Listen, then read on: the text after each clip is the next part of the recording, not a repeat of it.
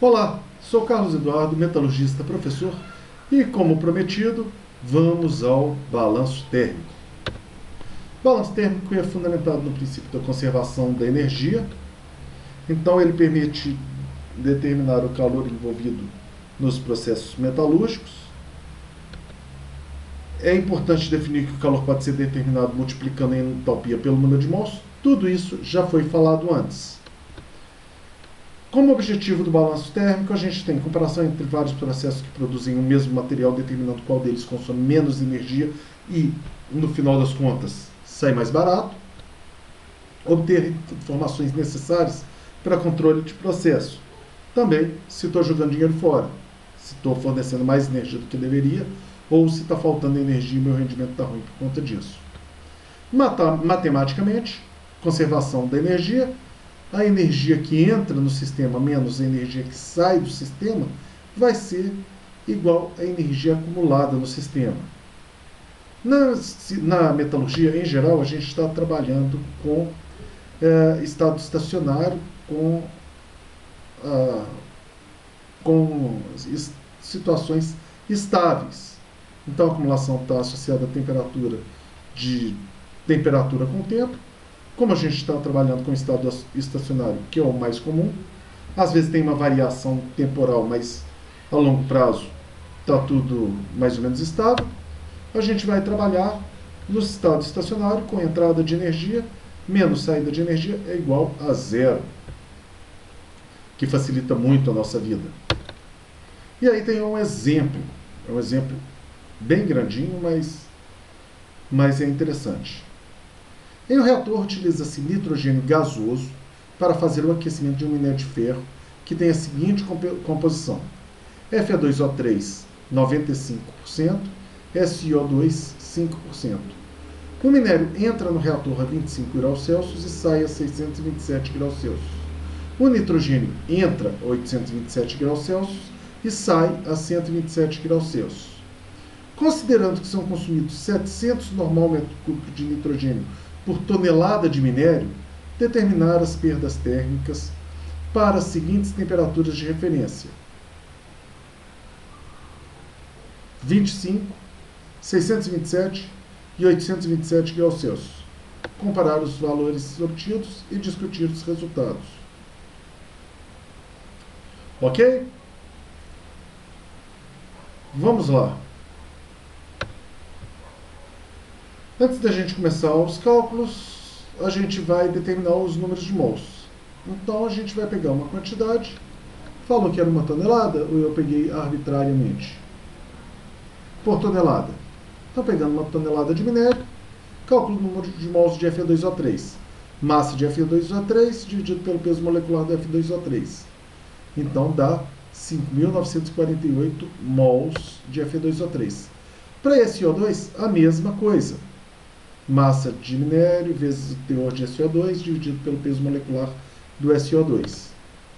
Nitrogênio, a mesma coisa, só que aí a gente vai estar usando o valor de normal metro cúbico e o conceito de que 1 mol de qualquer gás nas condições normais vai ocupar 22,4 vezes 10 a menos 3 normal metro cúbico.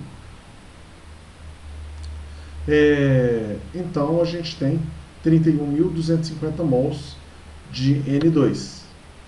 Aí a gente faz um esqueminha. Tem aqui a nossa referência, 298 Kelvin. Aí nitrogênio, a gente resfria ele de 1100 até a temperatura de referência, aquece até 400 e aquece o minério até 900 Kelvin. São as coisas que a gente tinha no nosso problema, que estavam registradas, os nossos parâmetros. Então a gente está vendo aqui, estou só explicando o diagrama. O minério entra a 298 Kelvin, não contribui em calor no processo. As setas para baixo, resfriamento, que no caso é só o nitrogênio que está resfriando, e as setas para cima representam as etapas de aquecimento, então a saída de calor no meu sistema. Então, entrada de calor. Primeiro, resfriamento do nitrogênio de 1100 até 298.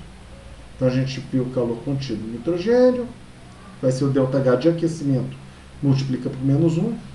Saída de calor, aquecimento do N2 de 298 até 400, e aquecimento do minério de 298 até 400. Se não houvessem perdas térmicas, esses três calores iriam, soma deles ia dar zero, por causa da conservação de energia. Só que não acontece isso, então vai ter um quarto calor, que são as nossas perdas térmicas, porque no final das contas, entrada de calor mais saída de calor tem que ser igual a zero. Então, entrada de calor, calor contido no N2, faz o ΔH de aquecimento e acha um valor de quase 6.000 calorias por mol. Desculpa, a entalpia é de quase 6.000 calorias por mol. Calor é a entalpia vezes a quantidade de nitrogênio, que é a entalpia vezes o número de mols, que dá quase 196.000 quilomols. Quilocauls. Desculpa aí, gente. Saída de calor. Calor contido no N2 a 400 Kelvin. Fazemos agora o aquecimento de 298 até 400 Kelvin, achando de 717 calorias por mol. Aí, multiplicando pelo número de mols, dá esse valor aí, que eu, na verdade, não estou conseguindo ler não, viu, gente? Foi mal. Ah, tá. 22.406 calorias. Esse aqui deu um errinho nele. 22.406 quilocalorias. Agora está certo. Aí o calor contido no minério a 900 Kelvin, que é o aquecimento do minério, né?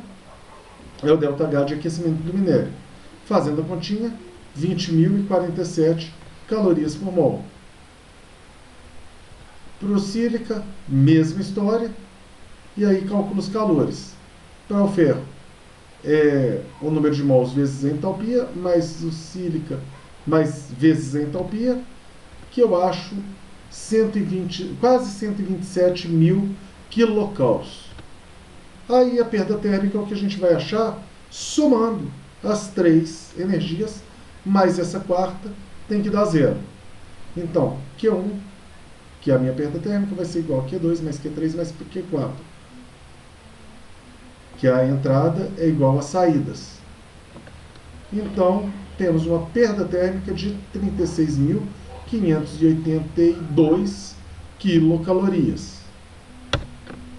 E aí a gente coloca uma tabelinha mostrando qual é o cálculo, a participação de cada um dos itens nesse sistema. Das entradas de calor, saídas de calor. No caso de entrada de calor, 100% é o calor contido de N2. E aqui as saídas de calor é o N2, que está saindo a 400 Kelvin. As perdas térmicas, que eu perco quase 20%. E o que é aproveitado no minério é quase 70% do calor que eu estou fornecendo. Ok? Então esse aí era o exemplo que eu queria apresentar para vocês. Faltou eu tirar esse senhor doutor aqui, eu tinha colocado de piada com meus alunos. Mas deixa para lá, depois eu apago. Agradeço a atenção de todos. Se você for um aluno meu no curso de Engenharia Metalúrgica da PUC Minas, tiver qualquer dúvida, pode me procurar. Se ainda não for nosso aluno, está na hora de se tornar um. Um abraço e até mais.